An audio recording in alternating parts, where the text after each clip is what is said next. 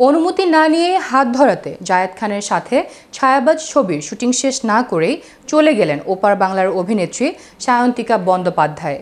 শুধু কি হাত ধরার কারণে ছবির শুটিং শেষ না করে চলে যেতে হলো সায়ন্তিকাকে, নাকি অন্য কোনো রহস্য আছে? বিস্তারিত থাকছে ডেস্ক রিপোর্টে।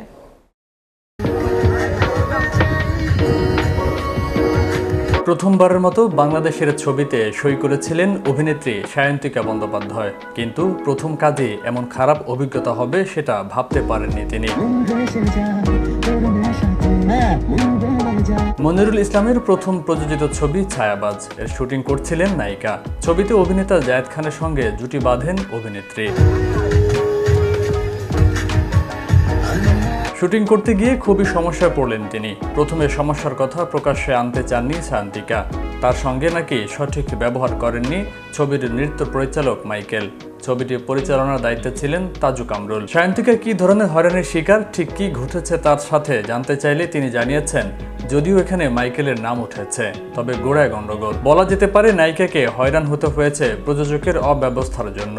সায়ন্তিকা বলেন, প্রথমে অন্য মাস্টারজি এসেছিলেন নাচের দৃশ্য শুটিংয়ের জন্য, কিন্তু সেখানেও টাকা পয়সা নিয়ে সমস্যার জন্য তিনি চলে যান।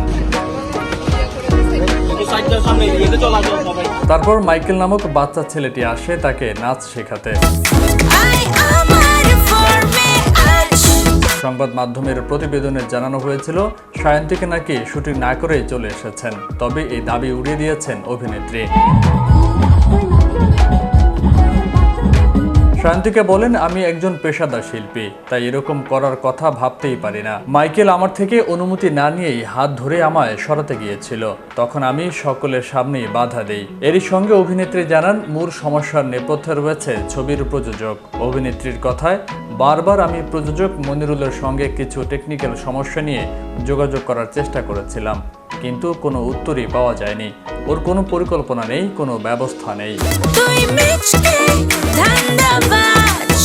সায়ন্তিকা জানান, 2 দিন ধরে কক্সবাজারে গিয়ে তিনি অপেক্ষা করেন। প্রযোজকের কোনো পরিকল্পনা ছিল না। অভিনেত্রীর কথায়, হঠাৎই বলা হলো নাচের দৃশ্যে শুটিং করা হবে। বারবার যোগাযোগের চেষ্টা করার পরেও যখন মনিরুল উত্তর দেননি, তখন বলেছিলাম আমি এইভাবে কাজ করব না মাইকেলের সঙ্গে। তবে নায়িকার দাবি, এত কিছুর পরেও প্রযোজক নাকি জানিয়েছিলেন মাইকেলকে নিয়েই কাজ করতে হবে। উল্লেখ্য, এই সিনেমার শুটিং সেরে কলকাতায় ফেরার আগে জায়েদের সঙ্গে আরও একটি ছবি সই করেছেন অভিনেত্রী। বিশ্ব বাংলা 24 বিনোদন ডেস্ক।